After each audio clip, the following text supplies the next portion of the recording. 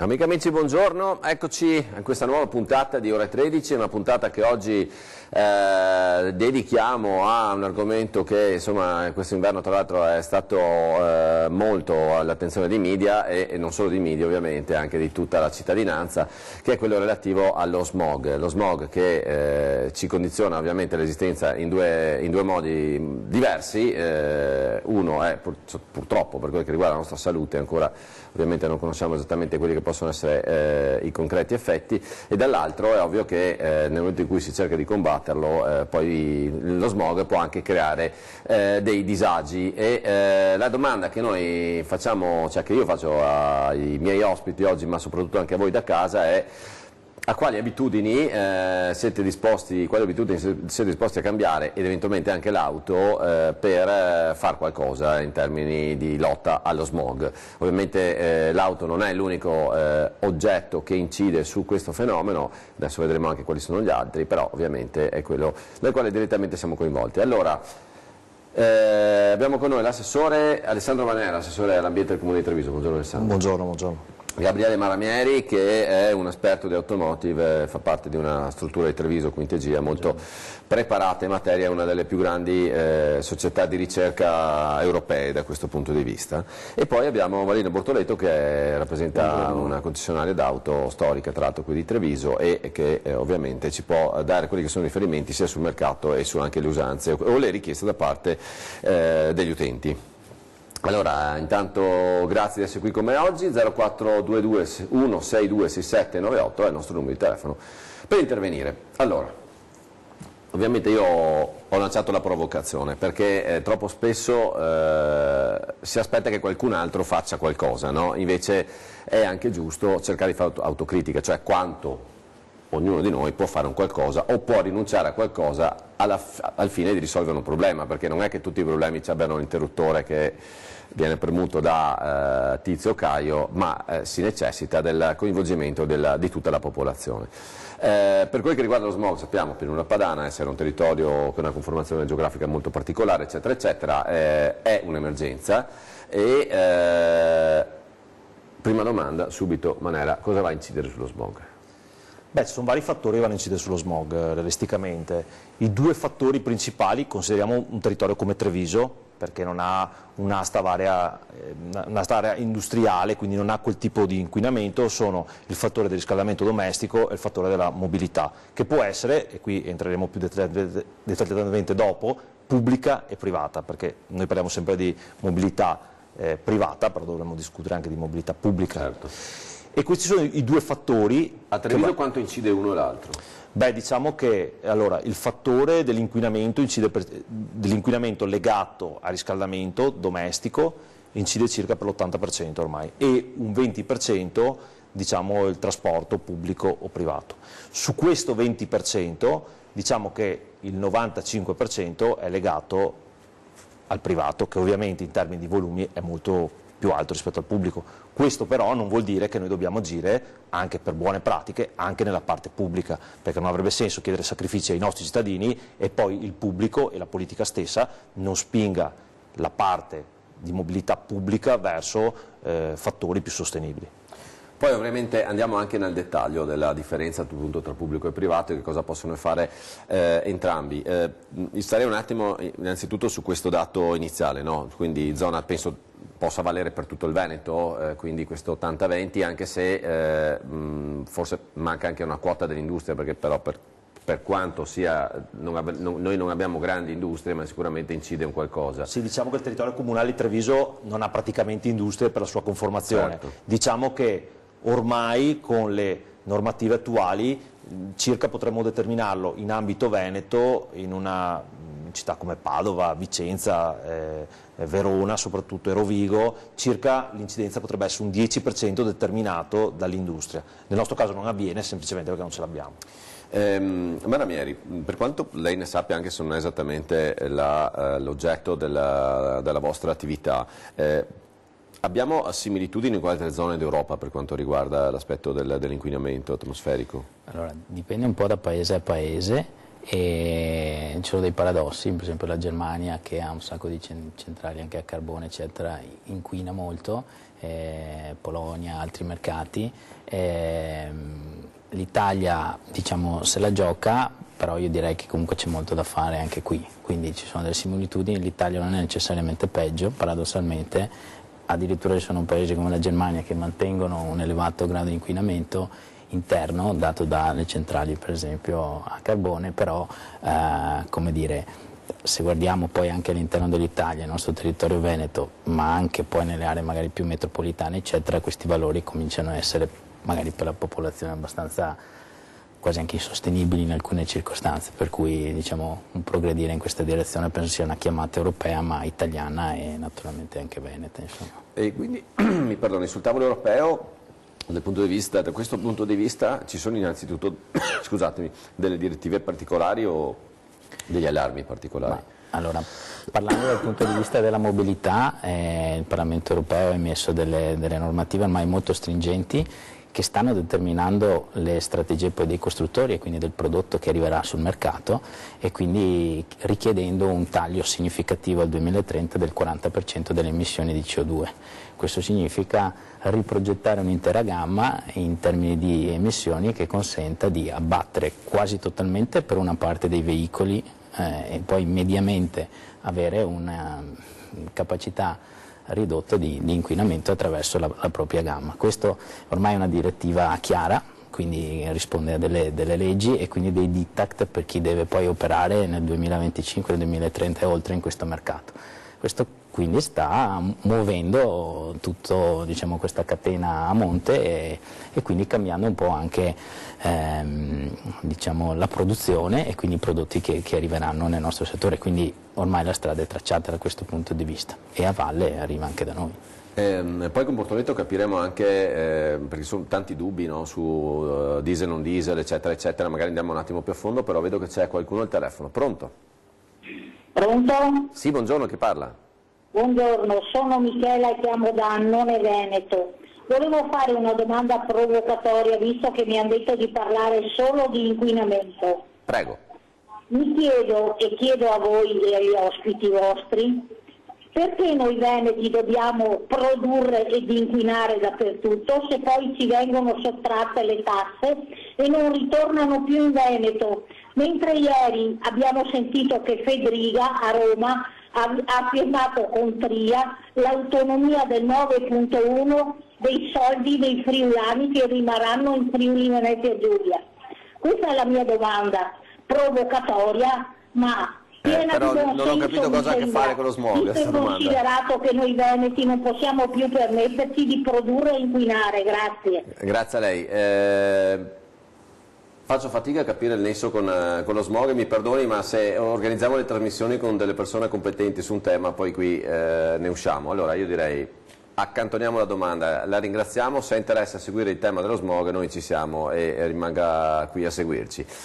E torno a fare la domanda di cui avevo accennato prima. Allora, Malabieri ha spiegato come ovviamente insomma, esistono delle direttive europee e fin qua ci siamo. No? Le direttive europee parlano di riduzione del CO2, anzi, domanda antecedente. Noi sappiamo che uno degli allarmi è relativo alle polveri sottili.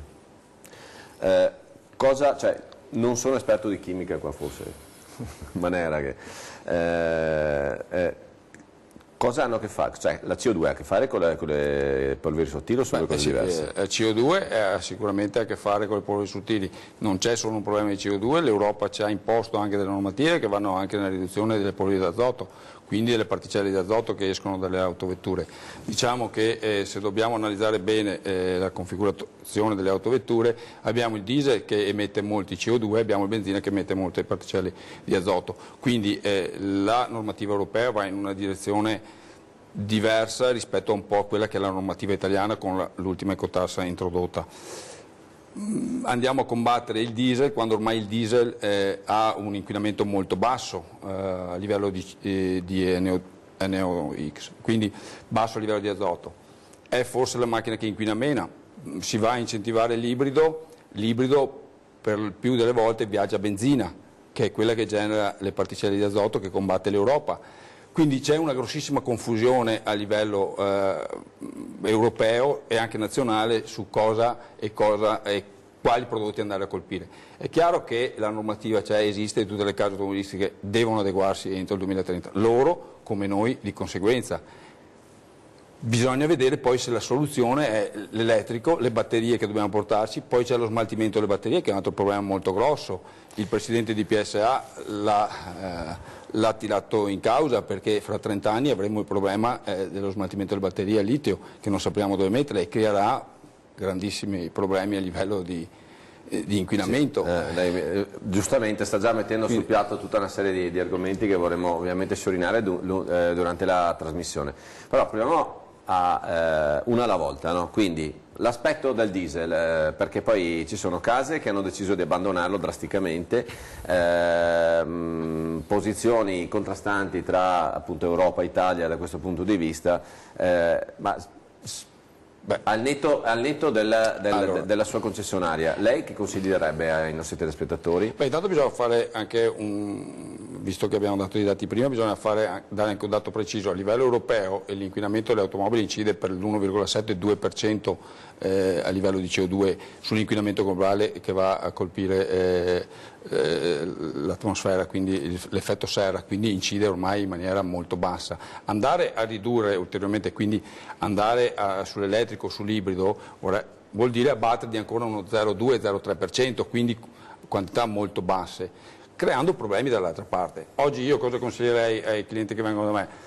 È difficile dare un consiglio in questo momento perché, come dicevo prima, c'è una grossa confusione. Il diesel per chi fa grosse percorrenze è ancora la soluzione migliore per i consumi e anche per l'inquinamento perché inquina molto poco. È la soluzione migliore anche per quanto riguarda il valore residuo un domani. Oggi il diesel, da tutte le società che fanno quotazioni e quindi analisi sul valore residuo della vettura, danno ancora il diesel con un valore più alto rispetto a un ibrido o un benzina. Quindi, però non sarà la soluzione nel 2030, è difficile. Oggi come oggi io consiglierei ancora il diesel per chi fa grosse percorrenze e il benzina per chi fa piccole percorrenze. Approfitto del chimico perché insomma è laureato in chimica. Ci spiega un attimo meglio sta cosa CO2, polveri sottili, perché mi risulta che poi, per dire, anche i freni generano le particelle che sono tra quelle più pericolose, giusto? Sì, allora partiamo da un presupposto, sì, è vero quello che ci siamo detti sulla CO2, non è vero sui PM10 dove c'è una correlazione più alta rispetto alla CO2, anche perché i dati che sono stati dati, e sono corretti, riguardano anche aree in cui la media c'è anche un forte insediamento industriale, quindi si abbassa mediamente la proporzione dell'incremento dato dalle auto. Okay. Per quello faccio l'esempio di Treviso, che è un caso un po' spurio rispetto al resto già del Veneto, perché non abbiamo aree industriali all'interno del sedime comunale. Quindi, giusto per essere molto chiari con i telespettatori, se c'è un'area industriale diffusa, l'inquinamento da traffico diminuisce rispetto al totale, proporzionalmente diminuisce, cioè incide di più quello industriale. Esatto. Okay? Dove non c'è l'industria è ovvio che limitare il traffico dell'auto aiuta a diminuire quelli che sono i tassi di inquinamento. Faccio una piccola battuta vera, che una delle centraline in Veneto che sfora sempre è quella di Piazza San Marco. È un dato oggettivo, quindi lì non ci sono auto, però i riscaldamenti lì hanno una forte incidenza, specialmente perché sono palazzi molto vecchi. È un paradosso, ma si usa sempre per dare dimostrazione che poi alla fine le auto, specialmente col trend che abbiamo, stanno andando nella direzione di avere basso impatto di inquinamento. È chiaro che spesso si parla un po' diciamo per sentito dire, no? E magari facendo riferimenti al passato. Sì, è vero, una volta si andava a Milano e l'inquinamento delle auto era la cosa più fortemente inquinante, specialmente i sabati e la domenica, le code a Milano, oppure per andare a Jesolo, come facevamo noi, era il dato di inquinamento più alto, ma proporzionalmente il rinnovo del parco veicoli ha portato verso Euro 4, Euro 5, Euro 6, che ha determinato una riduzione di questa parte. In questa somma di inquinanti, quindi PM10, PM2,5, CO2, NOx, benzopirene, andiamo avanti, il dato in cui si stabilisce il parametro dell'inquinamento sono i PM10, è stato scelto quello. Perché? Perché si è ritenuto in un certo momento che fosse il dato più allarmante. Quello più pericoloso. Allora, un attimo di pausa e quindi poi chiudiamo questa parte di piccole lezioni di chimica.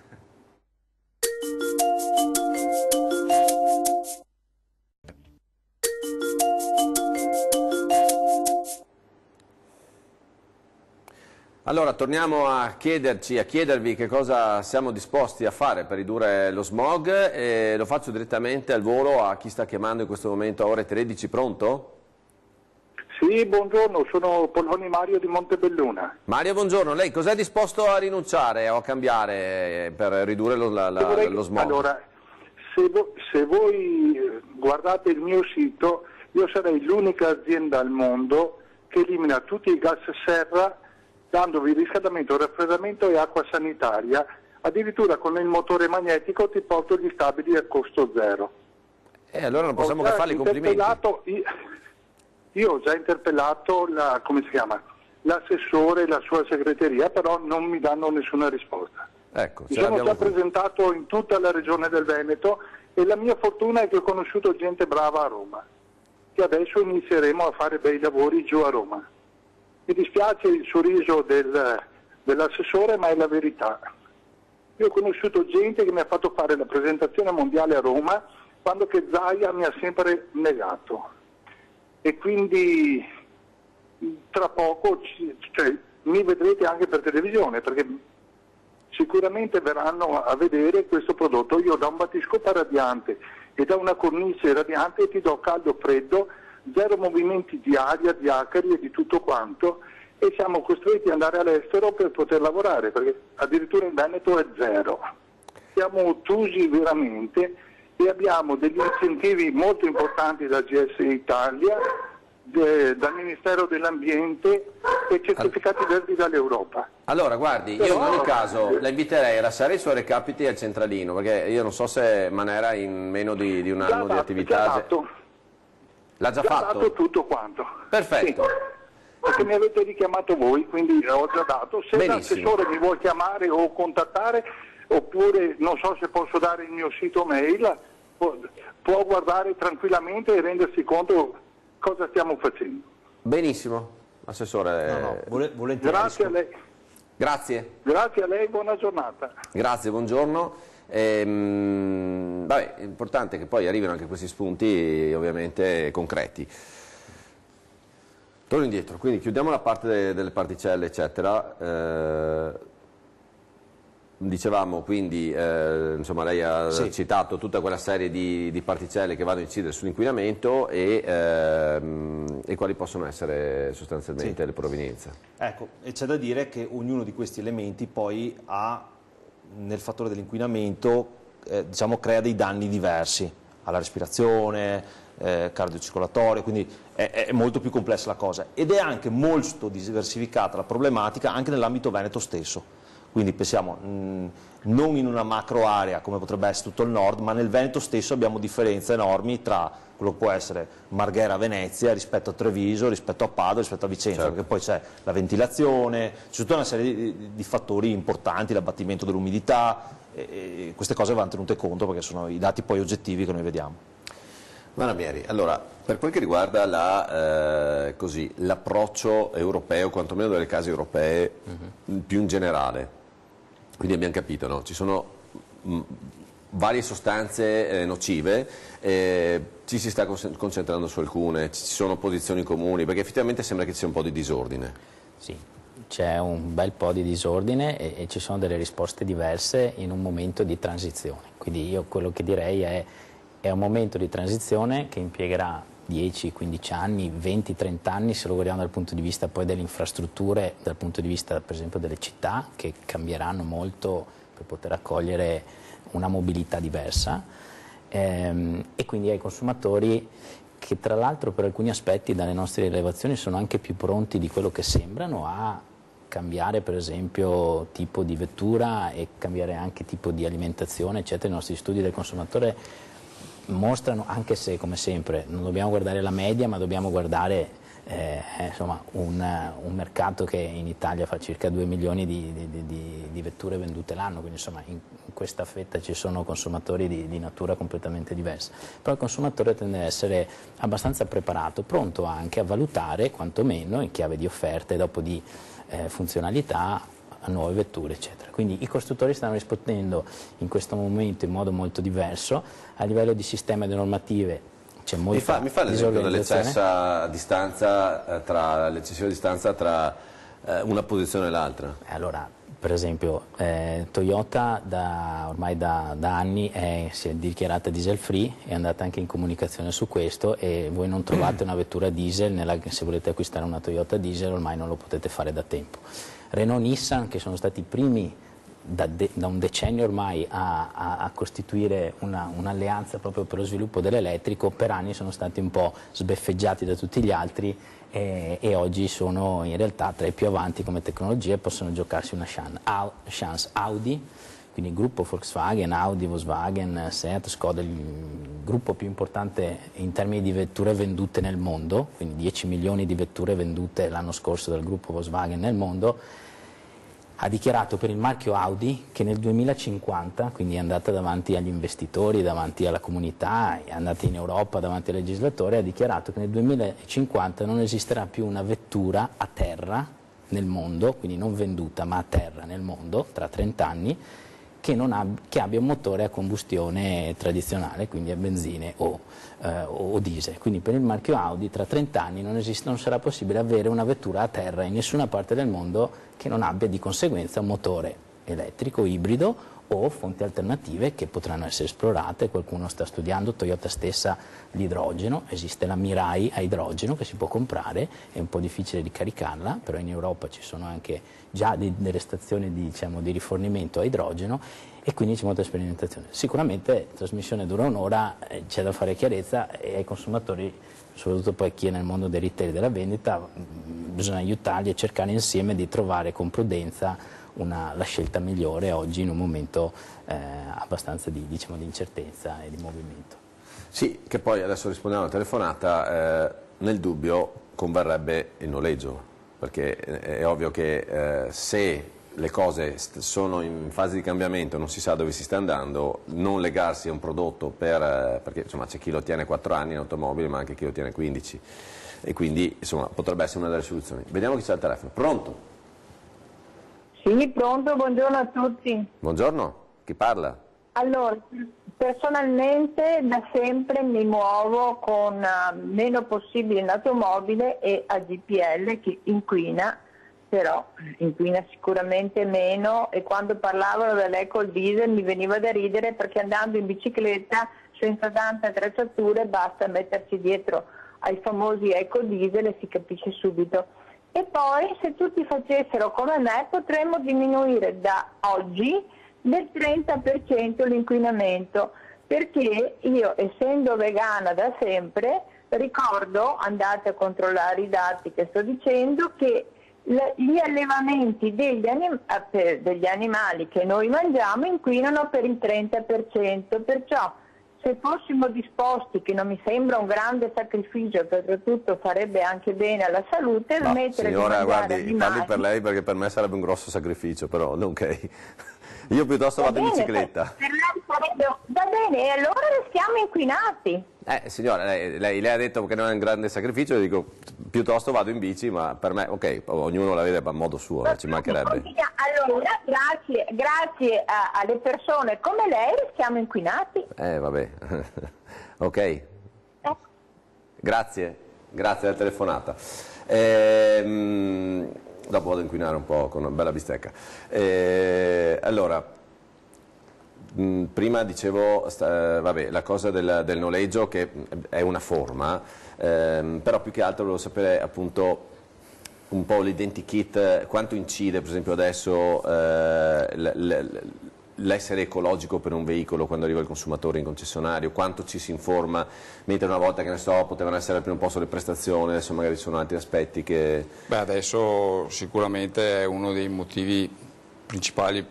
Quando un consumatore arriva in concessionaria la prima cosa che ti fa, la prima domanda che ti chiede è quanto la macchina può inquinare, ma non sotto l'aspetto dell'inquinamento, ma quanto può essere la vita, quindi la durata di questa vettura sotto l'aspetto dell'inquinamento. Quindi ormai è diventata una delle domande principali, cioè la prima cosa che un cliente quando ti chiede la macchina ti chiede questa macchina quanto dura con le norme di inquinamento e quanto può andare avanti. Teniamo presente che oggi comunque tutte le diesel di nuova generazione che sono Euro 6D hanno a normative vigenti una durata fino al 2030 e possono entrare in centri abitati senza grossi problemi.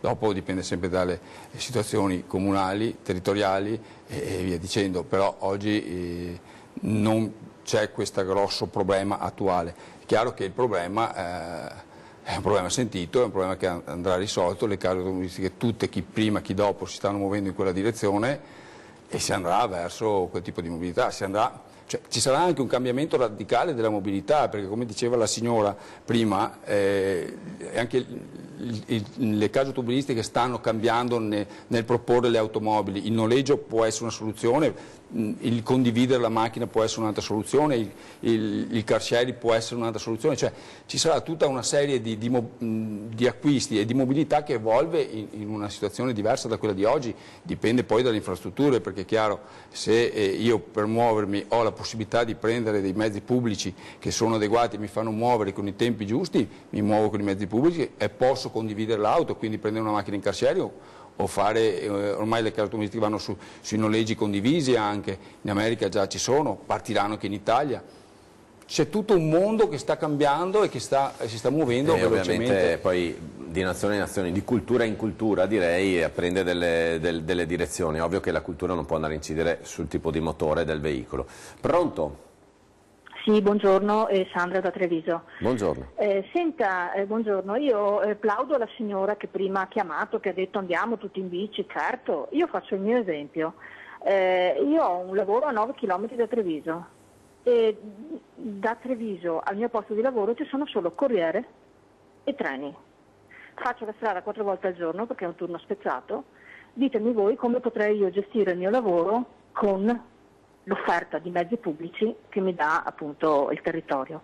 Cioè, prima di dire cambiate l'auto, dateci la possibilità di farlo con stipendi più alti, con prezzi magari un po' più popolari, tra virgolette, e vediamo un attimo anche cosa offre il territorio, non sempre cosa dobbiamo, tra virgolette, fare noi per il territorio, perché in altre città ci sono i tram, ci sono le metropolitane, parliamo ovviamente di grosse città.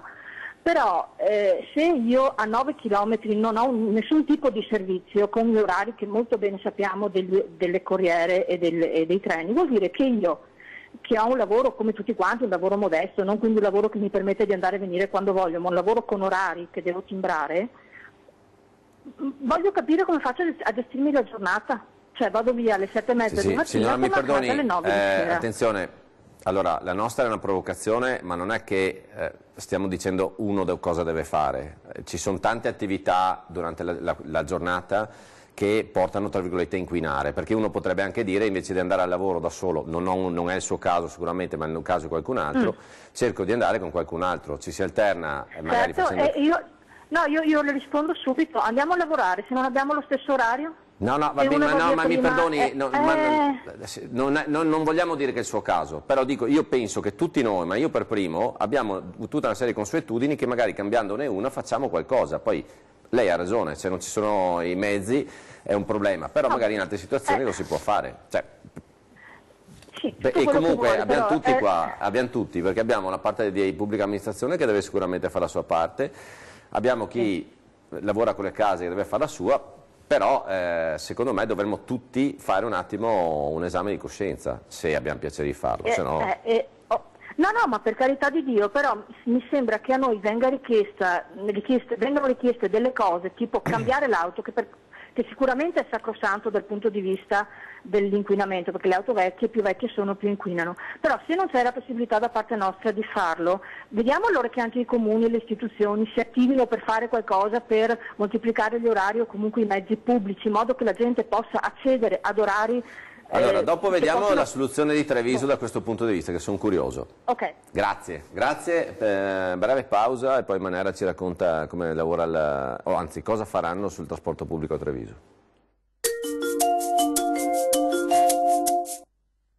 5.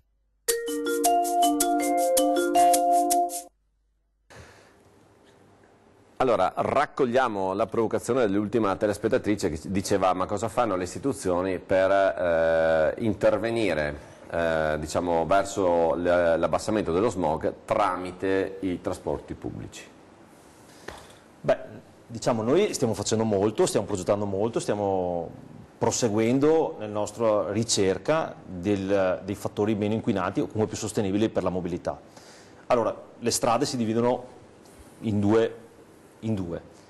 Primo è la mobilità sostenibile, secondo le infrastrutture, cioè non possiamo chiedere ai nostri cittadini di venire verso il centro di Treviso o muoversi all'interno dei quartieri in bicicletta se non abbiamo piste ciclabili sicure.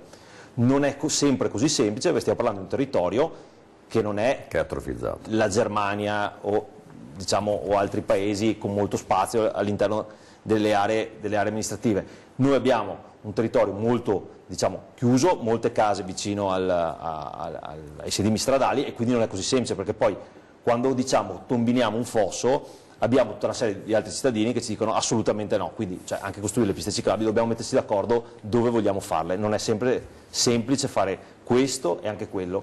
Io sottolineo sempre che su questa cosa molti che rimproverano comunque la mia parte politica o la mia parte amministrativa sul fatto di voler costruire nuove strade, grandi infrastrutture, grandi opere di viabilità, che le auto, anche quelle elettriche, viaggiano su terra. Finché non volano devono spostarsi su terra.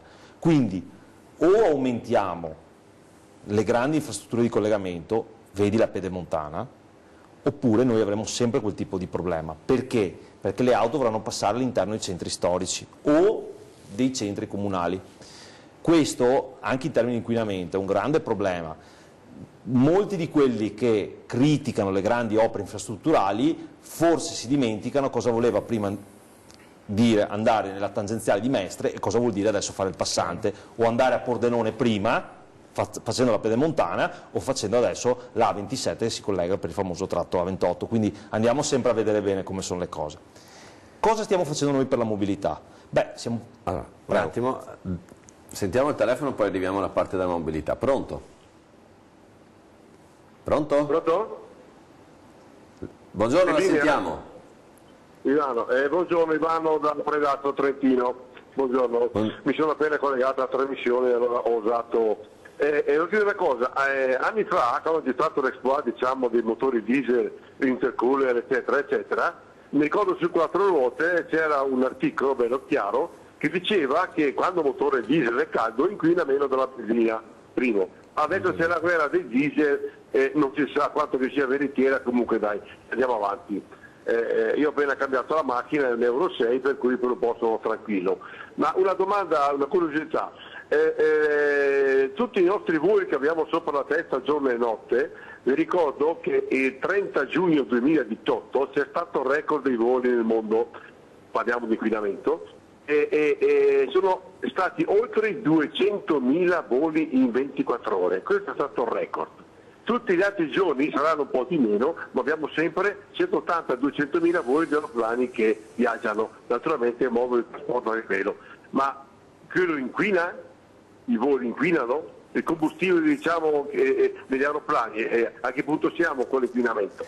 Mi dica una cosa, allora adesso facciamo questa domanda, però sempre nell'ottica, perché noi dobbiamo pensare a cosa vorremmo fare noi, no? Allora se ci sono i voli è perché qualcuno li usa, ma noi saremmo disposti, lei, io, saremmo disposti a non andare in volo, che ne so, a Londra e per andarci in treno? Lei andrebbe in treno a Londra? No, beh, certamente che è possibile, cioè, in certe destinazioni sono obbligato a prendere l'aeroplano, quello può dedurre, può arrivare, perché indicare dei fattori, io sono d'accordissimo con lei, adesso capiremo quanto possono incidere in termini di smog, però resta il fatto che o noi decidiamo di non usare gli aerei per spostarci, oppure se gli aerei si spostano finché funzionano in questa maniera inquineranno, cioè indicare, sì, è vero, però il dato di fatto è che è perché qualcuno li usa. Comunque sentiamo quanto incidono, grazie. Quanto incide si sa? Beh no, è un dato basso in realtà, è un dato molto basso rispetto al resto del volume. Stiamo sempre parlando di voli che viaggiano in quota, quindi con velocità di venti diversi. E dove c'è un aeroporto? Beh, dove c'è un aeroporto sicuramente c'è un'incidenza, ma non è così alta come può essere tutto il resto dei fattori.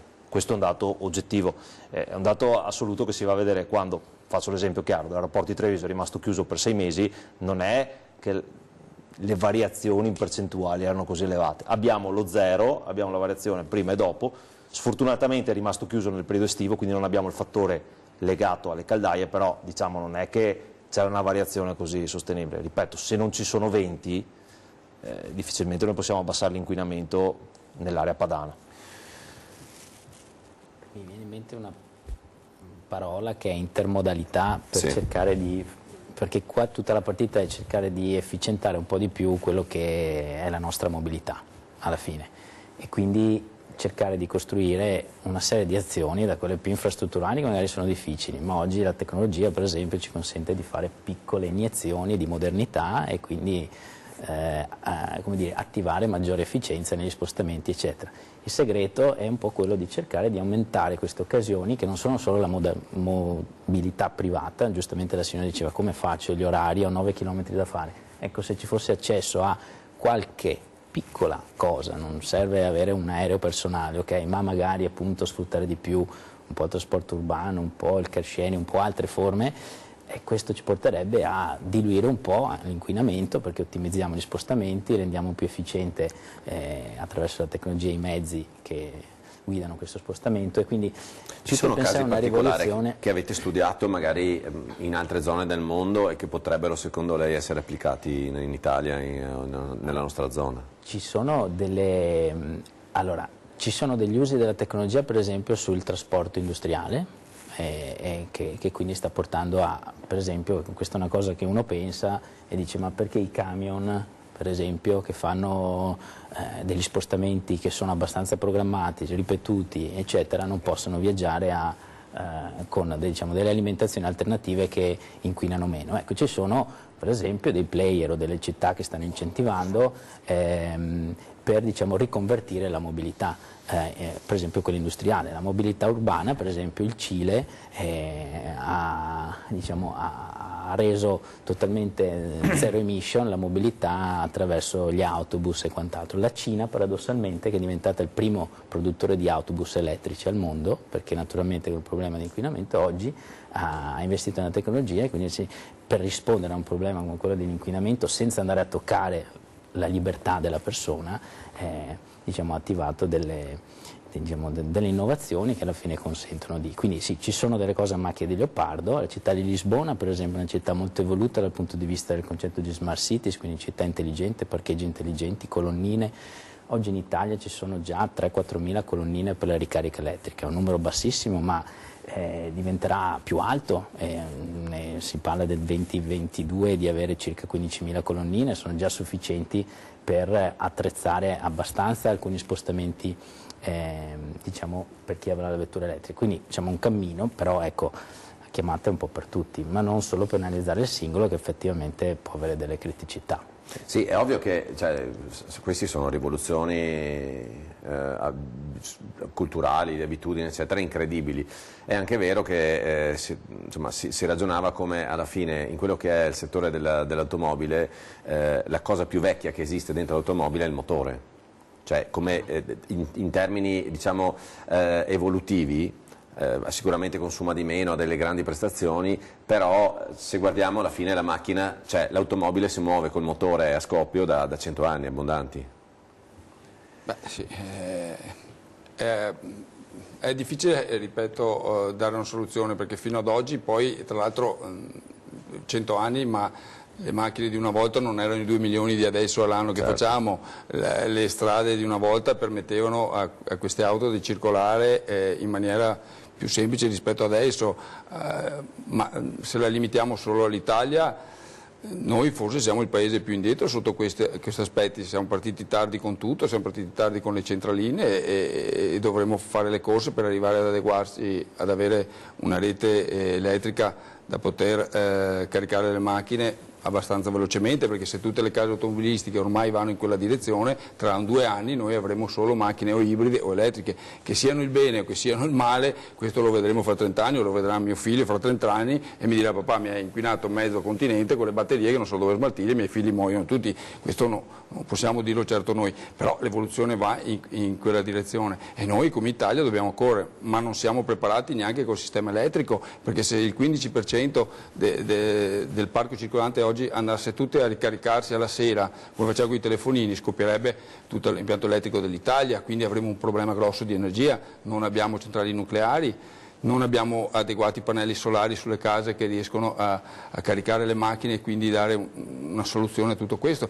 Cioè, siamo in ritardo un po' su tutto, però il mondo va avanti, certo. Dobbiamo muoverci, creare delle soluzioni a Treviso, inventarci qualcosa per riuscire ad abbattere un po' di più le particelle che diceva l'assessore.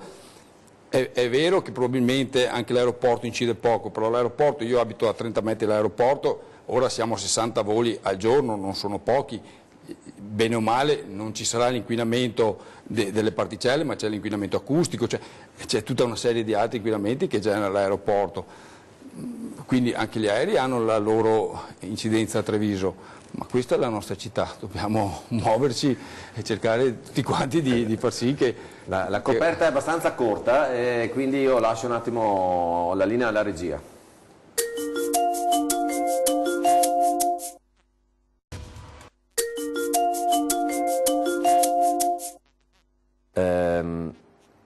Eccoci, ultima parte di ore 13. Allora, volevo fare anche uno scenario, no? Perché si è accennato prima e quindi se l'evoluzione porta alla macchina elettrica significa che per ricaricare le macchine non sarà più un caso raro come quello che può...